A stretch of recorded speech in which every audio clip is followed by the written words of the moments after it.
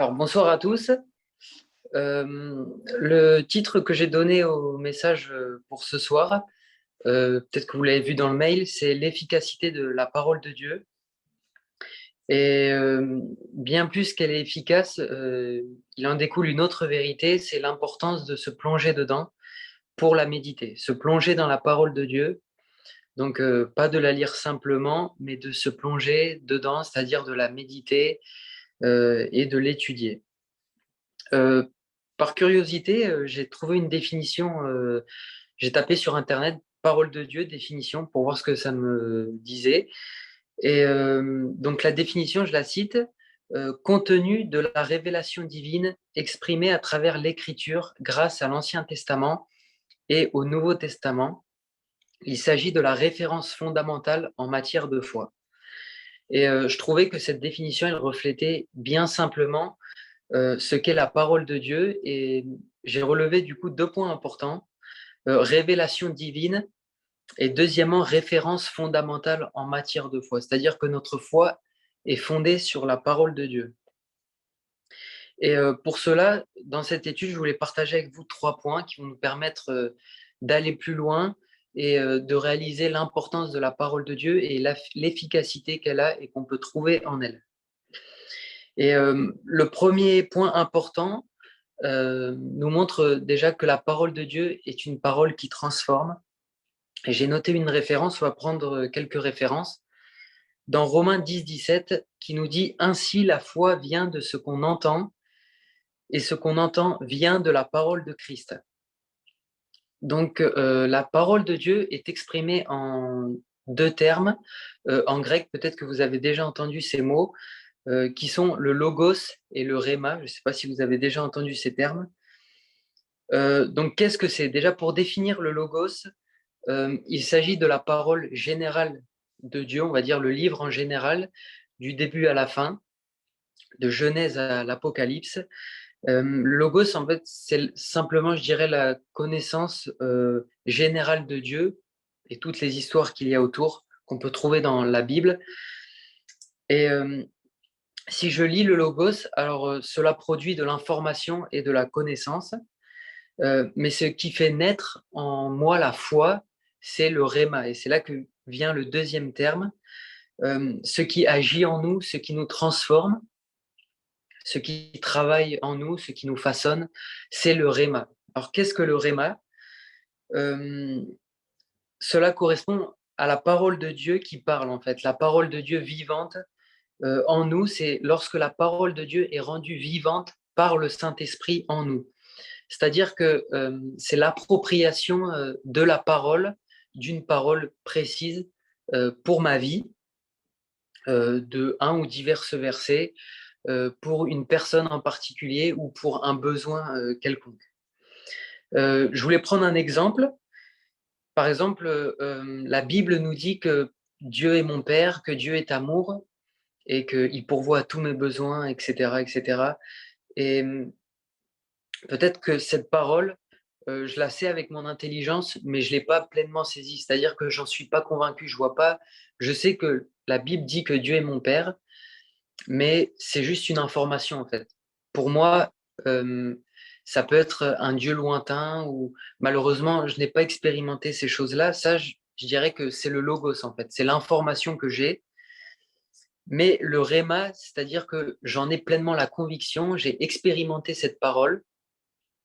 Vraiment, je suis convaincu que Dieu est mon Père. Je l'ai expérimenté pleinement. Je le vis au quotidien, parce que vivre au quotidien que Dieu est un Dieu d'amour dans notre vie, c'est quelque chose qu'on expérimente au quotidien. Donc, voilà la différence qu'il peut y avoir entre le logos et le réma. C'est vraiment la conviction. Euh, on pourrait dire aussi que le réma, du coup, c'est l'appropriation du logos euh, pour ma vie. Donc c'est le réma qui donne la foi, qui délivre aussi, et c'est par le biais de ce réma que peut-être des miracles peuvent se produire, des délivrances. C'est au travers du Saint-Esprit qui agit par la parole, justement pour venir agir en nous et nous transformer. Il y a aussi cette parole qui nous dit dans 2 Timothée 3,16, toute écriture est inspirée de Dieu est utile pour enseigner, pour convaincre, pour corriger, pour instruire dans la justice, afin que l'homme de Dieu soit accompli et propre à toute bonne œuvre. Donc on voit vraiment ici que le but de la parole de Dieu, c'est de faire de nous des hommes et des femmes de Dieu accomplis. Et par ce fait, il utilise la parole de Dieu qui va nous enseigner, qui va nous convaincre, nous corriger. C'est le but vraiment de la parole de Dieu. Et si nous voulons vraiment expérimenter ces choses-là, il faut vraiment nous approprier ces paroles pour qu'elles puissent être vivantes en nous. Il y a aussi ce verset qui nous dit dans 1 Pierre 1,23, je dis qu'on allait prendre plusieurs références, qui nous dit: «La parole de Dieu vous a fait naître de nouveau, et cette parole n'est pas comme une graine qui meurt, elle est vivante, elle ne meurt pas, et elle dure toujours.» Voilà, le but de la parole de Dieu, c'est vrai que le jour où nous nous sommes tournés vers Jésus, où nous l'avons vraiment accepté réellement, c'est là où vraiment notre vie a changé, où Dieu a fait de nous vraiment une nouvelle création au travers de la résurrection de Jésus. Mais il utilise aussi le moyen de la parole de Dieu pour nous faire grandir. Au moment où nous nous sommes tournés vers Jésus, il y a un long processus qui commence. C'est le processus de la marche avec Dieu. Et tout au long de ce processus, on est appelé à grandir, à marcher de progrès en progrès, de grandir de révélation en révélation. Et la parole de Dieu vraiment agit pour cela. Le Saint-Esprit agit au travers de la parole de Dieu justement pour nous transformer et produire ce changement, pour nous faire grandir. Ici, il est question aussi, il est dit une graine qui ne meurt pas. La parole de Dieu est comme une graine qui ne meurt pas, et une graine qui ne meurt pas, elle va porter du fruit. Amen. Donc vraiment, la parole de Dieu agit en nous par l'Esprit de Dieu de façon à ce que nous puissions grandir de jour en jour et de plus en plus à l'image de Christ. Elle nous sanctifie aussi. Dans Jean 17, c'est Jésus qui va faire une prière et qui va dire: sanctifie-les par ta parole est la vérité. Et le fait qu'ils disent sanctifie-les, c'est-à-dire que vraiment nous puissions être saints. La parole nous rend saints, nous fait grandir et nous sanctifie. Donc elle agit encore à ce que nous soyons transformés. Mais pour cela, il ne faut pas se contenter de la lire, mais de la méditer. Et il y a vraiment une différence entre ces deux choses-là. Lire, c'est simplement le fait de prendre connaissance, ça va être de l'information, alors que méditer, c'est vraiment réfléchir en profondeur, euh, vraiment avoir une réflexion sur ce que je peux lire dans la parole de Dieu. C'est chercher vraiment, et la Bible nous dit que ceux qui cherchent, ils trouvent. Et c'est en cherchant que nous pouvons saisir les révélations de Dieu.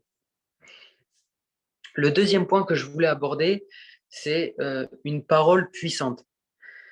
Dans Hébreux 4,12, on peut lire: car la parole de Dieu est vivante et efficace, plus tranchante qu'une épée quelconque, euh, à double tranchant, pénétrante jusqu'à partager âme et esprit, jointure et moelle, elle juge les sentiments et les pensées du cœur. Il y a aussi ce texte dans Éphésiens 6 qui nous appelle à revêtir les armes de Dieu, vous savez, le casque du salut. Il y a aussi la vérité pour ceinture, plein d'autres attributs, mais on a surtout aussi l'épée de l'esprit qui est la parole de Dieu. Donc dans ces deux textes, la parole de Dieu est comparée à une épée. Et j'ai réfléchi et je me suis dit que c'est vrai quand même que l'épée, depuis même durant l'Antiquité et à l'époque, euh, c'était quand même l'arme par excellence, c'était la référence en matière d'armes. Et tout au long de l'histoire aussi, on peut voir que quand même l'épée a une certaine symbolique, on peut la voir sur les blasons ou plein d'autres choses. Et elle a vraiment ce symbole d'autorité, de puissance et de pouvoir. Et la parole de Dieu, elle agit de la même façon. Elle est comparée à une épée puissante. Il est dit que plus puissante, plus tranchante qu'une épée à double tranchant. Enfin, je me suis posé cette question, vraiment, est-ce qu'on réalise ces paroles? c'est-à-dire de toutes les épées qu'il peut y avoir, la parole de Dieu est plus tranchante que toutes ces épées. Euh, la parole de Dieu, c'est l'épée que Dieu nous donne pour combattre justement les dominations de ce monde, les ténèbres aussi. Et je voulais prendre aussi l'exemple de Jésus quand il a été transporté dans le désert et où il a été tenté de diverses manières par Satan. J'ai remarqué que en fait, à chaque tentation, Jésus va lui répondre en disant: «Il est écrit». Donc Jésus s'appuie vraiment sur la parole pour combattre son ennemi, pour rejeter les tentations que le diable veut utiliser pour terrasser Jésus. Mais Jésus proclame vraiment la parole pour combattre son ennemi. Et ça m'a marqué. Parce que si Jésus utilise vraiment la parole de Dieu pour combattre, à combien plus forte raison nous en avons besoin. Parce que sans Jésus, nous ne sommes rien et nous sommes bien faibles par rapport à Jésus. Et lui qui a utilisé la parole de Dieu pour combattre son ennemi, je crois vraiment que nous avons besoin de saisir cette parole qui est puissante pour nous. Vraiment, la parole de Dieu, c'est l'épée que Dieu met à disposition pour combattre l'ennemi. Et ça, vraiment que vraiment nous puissions le réaliser. C'est une épée puissante face à nos combats, face à nos luttes, à nos découragements. Vraiment, face à toutes ces choses, n'hésitons pas à proclamer la parole de Dieu. Peut-être que tu es assailli par des pensées euh, qui peuvent te terrasser, par exemple des pensées de découragement que tu peux avoir, ou même des pensées que l'ennemi vient te souffler, tu es faible, tu n'y arriveras jamais, euh, toi, tu n'auras jamais accès à ce bonheur, tu, Dieu n'est pas assez présent pour toi, tu es loin de Dieu. Ben, ça, c'est vraiment des pensées qu'il faut combattre avec la puissance de la parole, je le crois. Si peut-être que tu as une parole qui te dit que tu es faible, au contraire, utilise la parole qui te dit que tu n'as pas reçu un esprit de timidité, mais un esprit de courage et un esprit de force. Euh, Utilise la parole qui te dit que en Jésus, nous sommes rendus capables et que rien n'est impossible à Dieu. Euh, voilà. Et il y avait aussi ce point que je voulais partager, c'est qu'elle est aussi puissante envers nous-mêmes, puisqu'il le dit, il nous est dit dans le passage qu'on a lu dans Hébreu, euh, qu'elle va jusqu'à partager âme et esprit, et elle juge les sentiments et les pensées du cœur. Et j'ai réfléchi, je me suis dit, en fait, la parole de Dieu, elle agit comme un miroir, en fait, vis-à-vis de nous-mêmes. Euh, Si vraiment je médite la parole, j'essaye de l'appliquer à ma propre vie en la lisant, en la méditant chaque jour.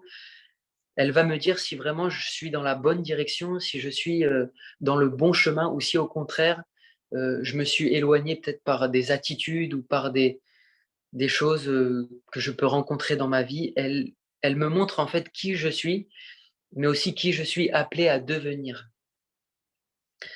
Elle agit de cette façon en nous-mêmes. Elle me montre vraiment si je suis sur le bon chemin. Voilà. Euh, et le troisième point que je voulais partager avec vous, c'est que cette parole, elle s'est faite chair. Euh, et je voulais aussi lire un texte dans Jean 1. On va lire les deux premiers versets au verset 14, qui nous dit: Au commencement était la parole, et la parole était avec Dieu, et la parole était Dieu. Elle était au commencement avec Dieu. Et plus loin, au verset 14, on lit: Et la parole a été faite chair, et elle a habité parmi nous pleine de grâce et de vérité, et nous avons contemplé sa gloire, une gloire comme la gloire du Fils unique, venu du Père. Ici, la parole de Dieu, vous l'avez compris, est comparée à Jésus. Cette parole s'est faite chair en Jésus. Et la Bible, c'est vrai que c'est comme la porte-parole de Dieu. C'est-à-dire que Dieu s'en sert pour nous parler. Et comme la Bible est porte-parole de Dieu, Jésus s'est fait porte-parole aussi de Dieu. La Bible nous dit que il s'est fait médiateur entre nous et Dieu. Il est le seul médiateur, il n'y en a pas d'autre. C'est Jésus qui s'est fait homme pour nous partager et nous enseigner la bonne nouvelle. Avec Jésus, en fait, c'est comme si la parole de Dieu avait pris tout son sens. Le fait que la parole de Dieu nous dise que Dieu est amour, Dieu est puissance, Dieu sauve, tout ça, Jésus l'a manifesté en venant sur terre auprès de nous. C'est vrai qu'il nous a dit que partout où il passait, il faisait du bien, il guérissait les malades, il libérait les captifs, il apportait vraiment la joie, la paix, et c'est vraiment ce que Dieu veut nous apporter, et il l'a manifesté en Jésus. Et aussi toutes ces choses, on les trouve dans la parole. Amen. Hem, Par exemple, comme la parole de Dieu nous enseigne sur, la vie de Jésus, comme il était, quand il est venu sur cette terre, la personne de Jésus, elle, nous enseigne vraiment qui nous devons être, puisque nous sommes appelés vraiment à lui ressembler. Comme la parole de Dieu aussi nous révèle le cœur de Dieu, puisque quand on lit vraiment la parole de Dieu, quand on la médite, en fait, on se met au contact de Dieu et on apprend vraiment à connaître comment Dieu fonctionne, comment, Dieu, agit, Seigneur, en nous, comment Dieu agit en nous. Et comme la parole nous révèle le cœur de Dieu, comme je le disais, Jésus est venu sur cette terre pour que nous puissions être réconciliés avec lui. Jésus dit: «Je suis le chemin, la vérité et la vie, et nul ne vient au Père que par moi». Amen. Jésus est le chemin qui mène à Dieu, comme la parole est le chemin qui mène à Dieu, qui nous donne vraiment cette connaissance vis-à-vis de Dieu. Et comme la parole de Dieu juge les pensées du cœur, comme on a pu le lire, Jésus se tiendra à la fin des temps pour établir la justice et la vérité et juger le monde entier. Donc c'était vraiment ce que j'avais à cœur de partager avec vous, vraiment ce qu'est la parole de Dieu, l'efficacité qu'elle a dans notre vie. Et je voulais nous encourager de cette façon à vraiment à se laisser sonder par les Écritures et à les méditer chaque jour.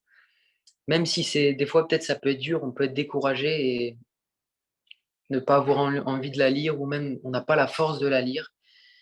Eh bien vraiment, je vous encourage à persévérer à la lire parce que le Saint-Esprit agit au travers de sa parole pour nous transformer, pour agir en nous, pour nous conduire, nous diriger, pour nous délivrer aussi. Dieu peut guérir aussi au travers de sa parole.